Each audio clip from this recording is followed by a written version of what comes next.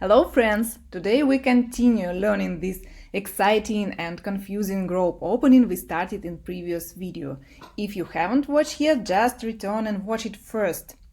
And I'm sure you like it as much as I do, so let's cover some more variation.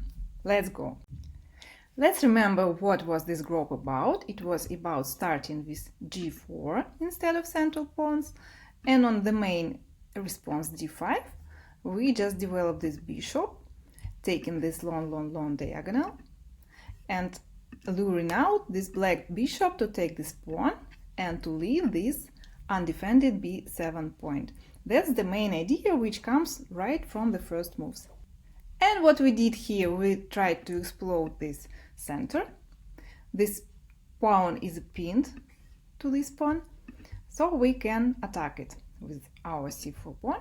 And in previous video we covered some main lines, but here I want to first do some homework, because I showed you the variation when black defend this pawn with the knight, and I told you you should continue attacking this pawn with the knight c3 and queen b3. But my fault was I didn't show you the one easy variation which maybe leads you to the winning position faster. So if black defends this pawn with the knight, you have this way, just to trade pawns first. Black can take it only with the knight, right, because we have this bishop here. And what we have here is just queen b3 move. Yes, it's also the main line move, the way for queen. We can see the power of this move is we attack this knight with two pieces, and we also attack this pawn. And just take a pause and try to defend this position for black.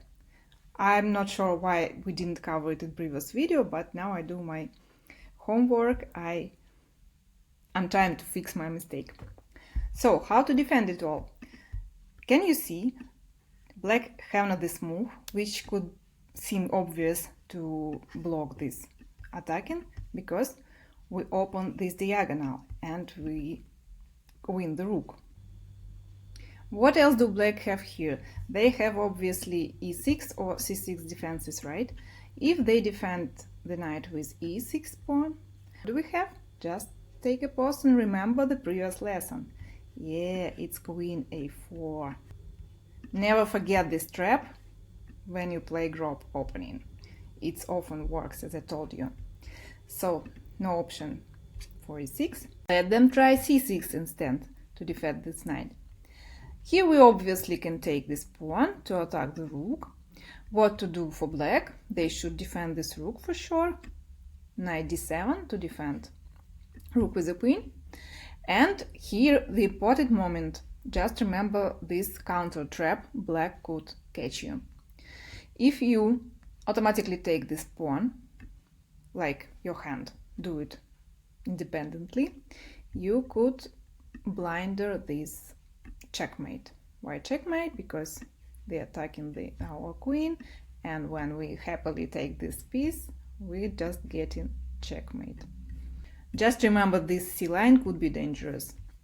And remember these positions, that queen and undefended bishop on the first line, and you just trapped. That's why we are not in a hurry to take this pawn. This is the moment we should remember, and I suggest you to develop knight instead. Because if we luring out this central knight, what we have? We just traded the central piece, we developed our knight, and we have again this diagonal, and seems there is no defense for this pawn. So black tried to develop, to finish their developing. We just take this, we attacking this rook with these two pieces, and we have this pin. What to do? Like rook b8 maybe black could do, but here we have this, or else on rook c8 we just trade everything,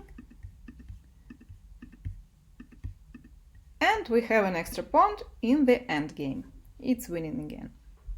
Let's return to the initial positions again, g4 d5, bishop g2, bishop g4, c4, and in all previous variation black lost this central pawn because they had to defend b7 pawn as well.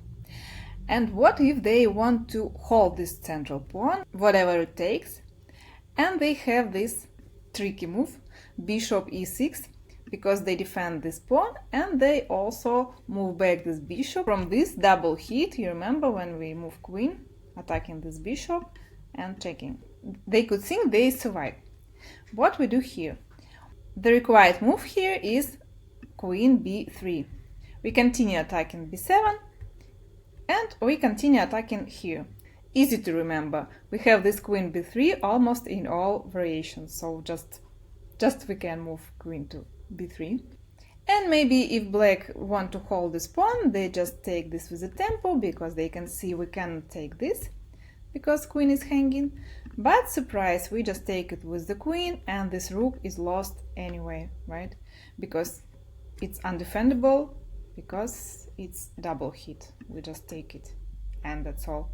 So this move is really unuseful and it lost immediately. Another popular variation we're gonna learn in this Grob Opening learning is g4, e5. By the way, you asked me in your comments about this move, so let's check what we have here. Again, develop our bishop, of course, and again, black have to block this big diagonal. This central pawn looks active and strong, but we follow the same strategy. We exploding this central pawn, c4, like the same we did before. Black want to defend their center. Naturally, we trade and we continue attacking the same ways, the same scenario, queen b3. We're attacking here, pointing here again. And black have to defend it, like knight e7. We develop our knight naturally, attacking again the center, and again black willing to move this pawn with the tempo because it really looks good, and they again can blinder here, like this and this. And if they take this knight, they just losing their rook. We also remember this weak point. Let's return back. And note, by the way, that black should defend this pawn from here, because if they try to defend it from here, we always have this g5 movement. This is also a common idea of the Grob, to move this pawn in case black develop this knight and leave our pawn alive. Not taking this immediately, we just going to move it here. So if they go knight f6, we just harassing him and taking here unpunished. So they have to defend from e7 and we attack with the knight. There is no way to attack our knight. No d4 option, but there is e4 option to block this strong bishop. What we do here, of course, we naturally explode this center. It's just a common law. If you see the strong pawn center, you just explode it, right? e3. If they take, for example, what to do else, because we're gonna take this, they should take. We don't pay attention to this pawn, we take this central pawn. And if they take, we just take.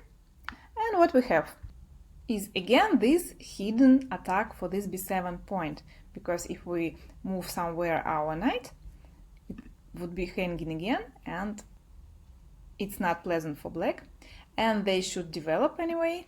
So knight c6 looks obviously to block this diagonal again and to develop their knight. We continue our development as well, put our bishop to strong positions and attacking this fork point, so making black trade. And what we have here, we attacking this knight and attacking f7 point, right? And we are not scared with this intermediate check. we just slide our king to f1, and now we're threatening taking this defending knight, and we're threatening to take f7. So if black castling, trying to survive from f7, we just take here, and black loses a piece. And if black do not want to lose this piece, they cannot castle, they need to go back somewhere with this bishop. We take here, we take castling from black as well. Having extra pawn, can attack again this diagonal. So we can say nothing good for black in this variation as well. I hope you like this dynamical opening which Grob invented for us, and especially, of course, it's efficient for blitz games. Just take it and just win your blitz games quickly, choking your opponent with the first g4 move. Grob.